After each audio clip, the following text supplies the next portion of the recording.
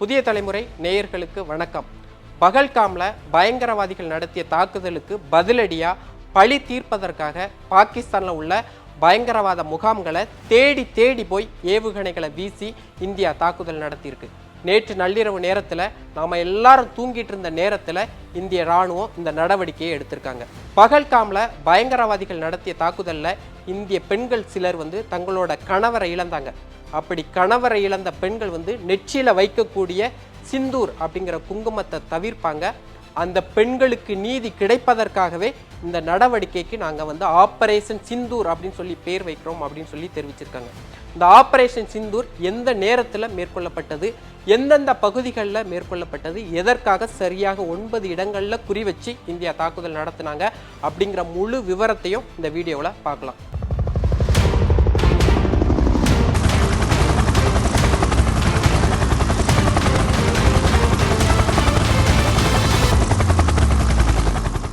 கடந்த ஏப்ரல் மாதம் 22ஆம் தேதி ஜம்மு காஷ்மீரில் உள்ள பகல்காம் அப்படிங்கிற ஒரு பகுதியிலிருந்து கிட்டத்தட்ட ஒரு 5 கிலோமீட்டர் தொலைவில் உள்ள பைசரன் அப்படிங்கிற ஒரு இடத்துல பயங்கரவாதிகள் கண்மூடித்தனமாக சுற்றுலா பயணிகள் மீது தாக்குதல் நடத்துகிறாங்க.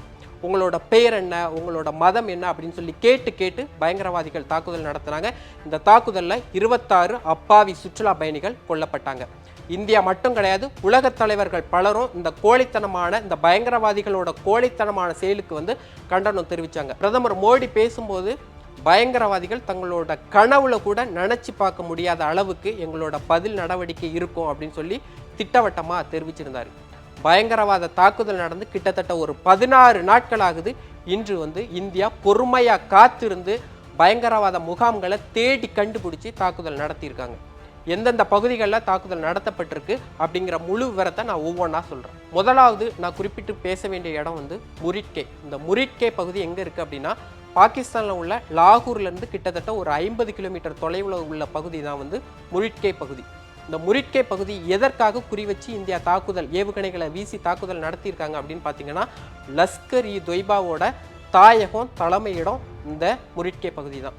1 ஏக்கர் 2 ஏக்கர் கிடையாது, கிட்டத்தட்ட 200 ஏக்கர் பரப்பளவில் இந்த இடங்களில் பயங்கரவாதிகள் செயல்பட்டு வர்றாங்க. எந்த நாடுகளில் தாக்குதல் நடத்தலாம், எப்படி தாக்குதல் நடத்தலாம், என்னென்ன பயிற்சி எடுக்கலாம் அப்படிங்கிற முழு திட்டத்தையும் முழு சதி பிளானையும் லஷ்கர்-இ-தொய்பா அமைப்பு பயங்கரவாதிகள் இந்த இடங்கள்ல இருந்து தான் சதி திட்டத்தை போடுறாங்க. கடந்த 2008ஆம் ஆண்டு மும்பையில் நடந்த பயங்கரவாத தாக்குதலை யாரும் அவ்வளவு சீக்கிரம் மறந்திருக்க மாட்டாங்க. இந்த கொடூர தாக்குதலுக்கு லஷ்கர்-இ-தொய்பா அமைப்பு பொறுப்பேற்றிருந்தது. இந்த லஷ்கர்-இ-தொய்பாவோட தலைமையகமாக இருக்கிறது தான் இந்த முரிட்கே பகுதி. அந்த இடங்கள்ல குறி வச்சு தான் இந்திய தரப்புல இருந்து தாக்குதல் நடத்தப்பட்டிருக்கு. இதுதான் முதல் இடமா நம்ம கவனிக்க வேண்டிய முதல் இடமா இருக்கு. இரண்டாவது முக்கியமான இடத்தை பற்றி பேச வேண்டிய இடம் பகவல்பூர்.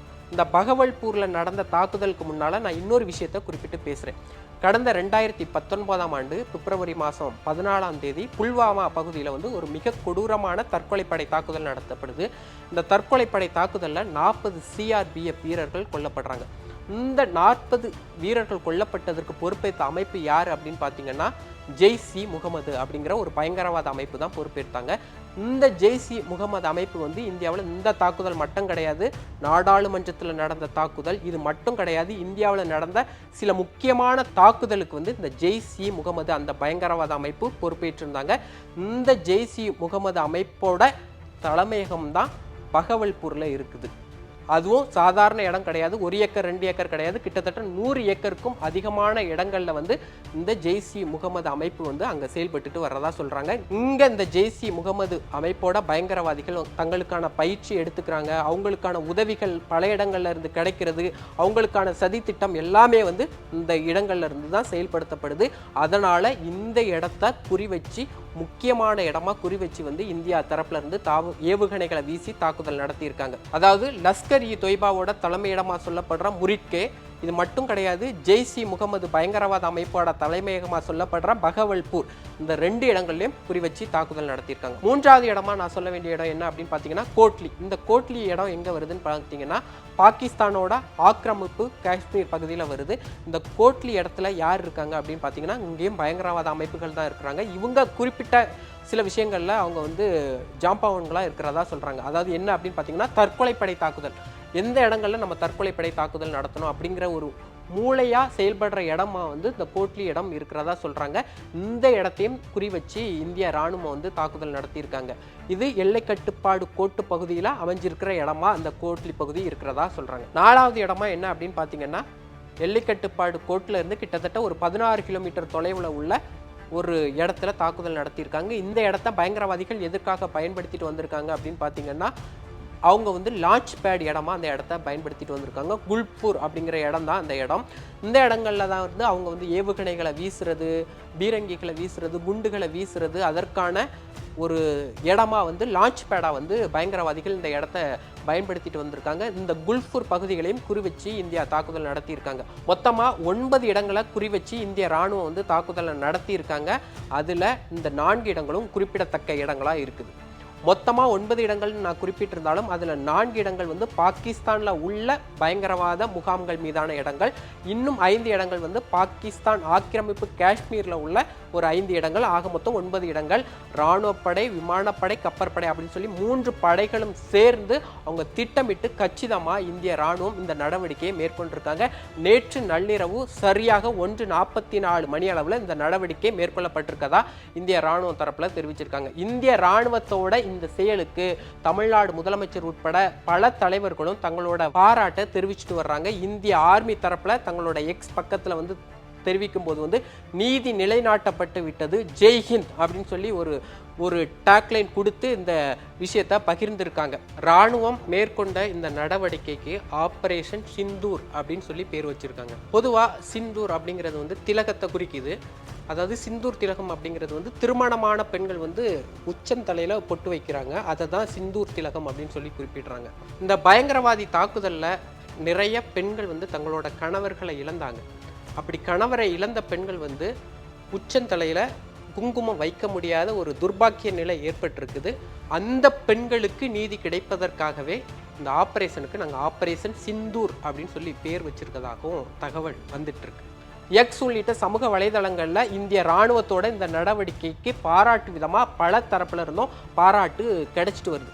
எதற்காக இந்திய ராணுவத்தோட இந்த நடவடிக்கைக்கு பலரும் பாராட்டு தெரிவிக்கிறாங்கன்னா, இந்திய ராணுவம் சொன்ன ஒரு முக்கியமான ஒரு விஷயம் இருக்கு அப்படிங்கிறத நம்ம கவனத்தில் கொள்ள வேண்டியிருக்கு. என்ன விஷயம் அப்படின்னு பார்த்தீங்கன்னா, இந்திய ராணுவம் சொன்ன முக்கியமான விஷயம் என்ன அப்படின்னு பார்த்தீங்கன்னா, நாங்கள் பாகிஸ்தான் ராணுவத்து மேலேயோ, பாகிஸ்தான் ராணுவ தளவாடங்கள் மீதோ, பாகிஸ்தான் ராணுவ வீரர்கள் மீதோ நாங்கள் தாக்குதல் நடத்தவே இல்லை அப்படின்னு சொல்லி திட்டவட்டமாக இந்திய ராணுவ தரப்புலேருந்து தெரிவிச்சிருக்காங்க.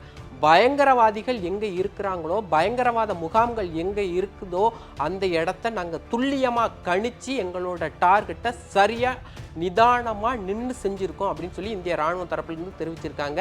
அதாவது பாகிஸ்தான் வீரர்களோ பாகிஸ்தான் ராணுவ மேலேயோ எந்த ஒரு தாக்குதல் நடத்தப்படலை அப்படிங்கிறது இந்திய ராணுவம் சொல்கிற ஒரு மிக முக்கியமான தகவல். அப்படிங்கும்போது பயங்கரவாதிகளால் அங்கே இந்தியாவில் உள்ள அப்பாவி சுற்றுலா பயணிகள் கொல்லப்படுறாங்க. அப்படிங்கும்போது பயங்கரவாதத்துக்கு எதிராக இந்தியா எடுத்திருக்க இந்த நடவடிக்கைக்கு தான் இந்தியா மட்டும் கிடையாது, உலகம் முழுக்க பல்வேறு தலைவர்களும் வரவேற்பு தெரிவிச்சுட்டு வர்றாங்க. அதே நேரத்தில் இந்தியா பாகிஸ்தான் இடையே வந்து ஒரு போர் பதற்றமான ஒரு சூழல் தான் தொடர்ச்சியாக இருந்துகிட்டே வருது.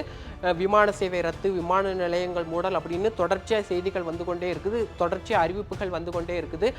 பாகிஸ்தான் ராணுவம் அத்துமீறி தொடர்ச்சியாக தாக்குதல் நடத்தினதில் 3 இந்தியர்கள் பலி அப்படின்னு சொல்லியும் ஒரு செய்தி வந்துட்டு இருக்கு. தொடர்ச்சியாக இந்தியா பாகிஸ்தான் இடையே ஒரு போர் பதற்றமான சூழல் இருந்துட்டு வர்ற நிலையில் தொடர்ச்சியாக வர்ற அப்டேட்டை நான் அடுத்தடுத்து தெரியப்படுத்துகிறேன்.